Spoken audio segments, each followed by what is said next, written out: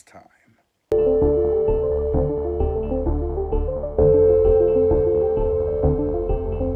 Hello everybody, welcome to A Cinephile Goes to the Movies.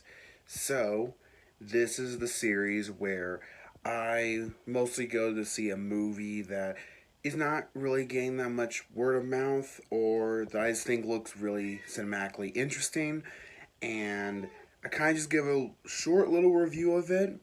And yeah, so for tonight's viewing, I'm going to go see the movie Come to Daddy, starring Elijah Wood.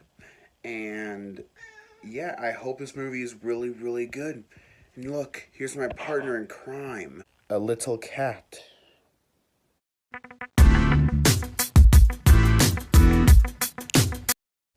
Hello, everybody. So, this is literally the second time I had to record this part of the video. And boy, let me tell you, I said I was tired, and I really was, because I fell asleep halfway into this movie. But I rewind it to the point that I last remembered. So let me just start off by saying I really loved this movie. This movie was really good. The best way I can describe this movie is, I would say the best way to definitely describe this movie is, if any of you have watched a David Lynch movie, particularly Lost Highway or Wild at Heart, most David Lynch movies have like this atmospheric mood to them. It's like if they got rid of the atmospheric and like ambience, if they got rid of the mood of a David Lynch movie and they put a more darkly comedic mood in there, that's the best way I can describe this movie. This movie is absurd. It is insane. It is definitely one of the weirdest movies I've seen this entire year, and I loved it. I loved Come to Daddy. I don't know, I just liked it. I'm gonna say this: when I fell asleep, that wasn't because of the movie or anything. That was generally just because I was tired. So, hell, I was even too tired to film reactions or anything. So yeah, I was just really tired. But I definitely enjoyed this movie. One of the things I really liked about this movie that I'm starting to notice in a lot of surreal comedic movies is, I guess, the characters, I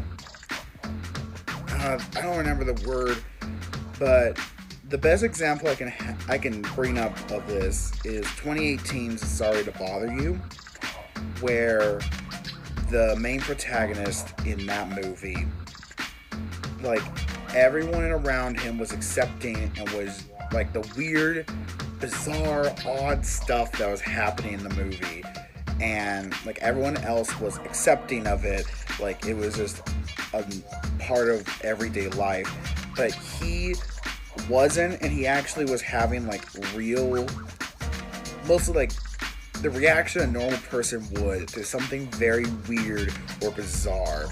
And I felt like that is how Elijah Wood in this movie was like. His reactions, I feel like he wasn't like, oh, this is normal. Everyone around him was accepting the weird shit that was going on in this movie, but he was completely, he was scared, he was weirded out. He had a completely realistic reaction to a lot of the weird, surreal scenes that would happen in this movie. This movie is a treat. It truly is. It's absurd. It's funny. It actually has a pretty good message behind it. And it is intense at times. It is frightening at times. I don't know. This is just a movie that I feel like a lot of people should watch. It is a movie. This isn't like, oh, it's one of those weird movies that's made for a specific audience. No, I feel like this movie is mostly made for most people.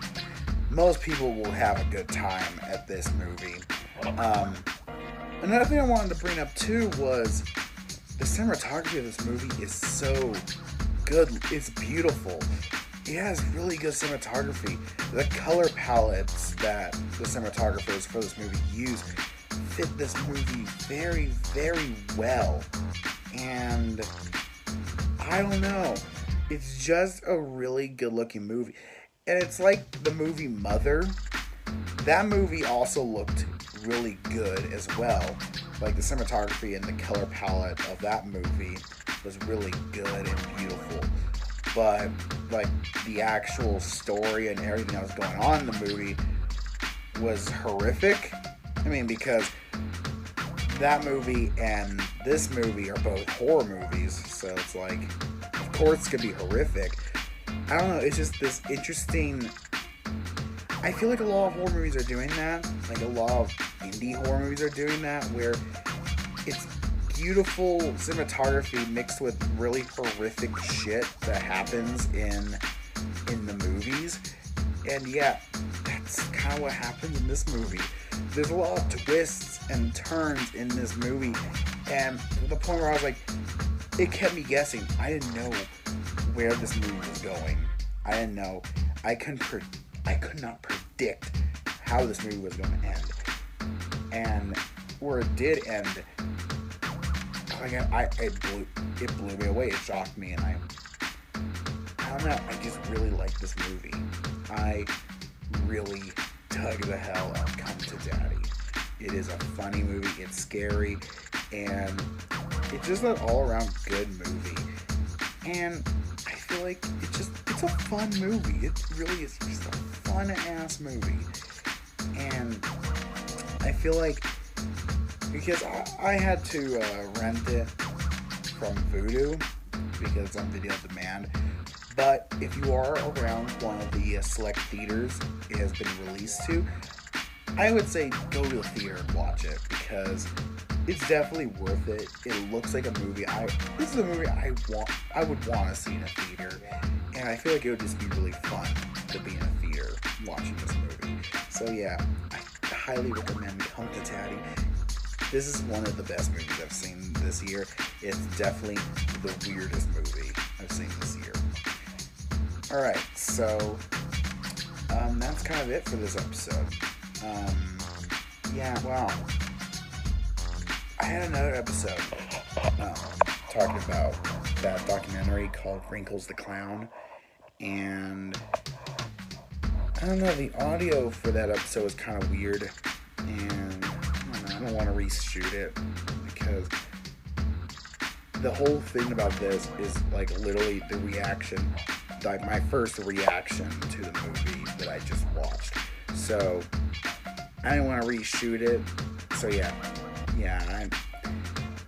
I'm just gonna tell you, I thought the movie was good. Wrinkles the Clown was a really good documentary. You should really watch it. I highly recommend it. I hope the audio for this episode isn't as screwed up as Wrinkles the Clown was. So yeah.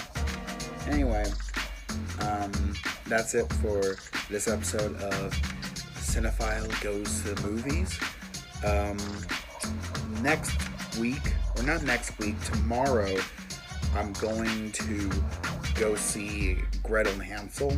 I'm going to probably most likely make an episode of this talking about that movie. So, yeah, but until then, I'll see you guys next time. So, goodbye.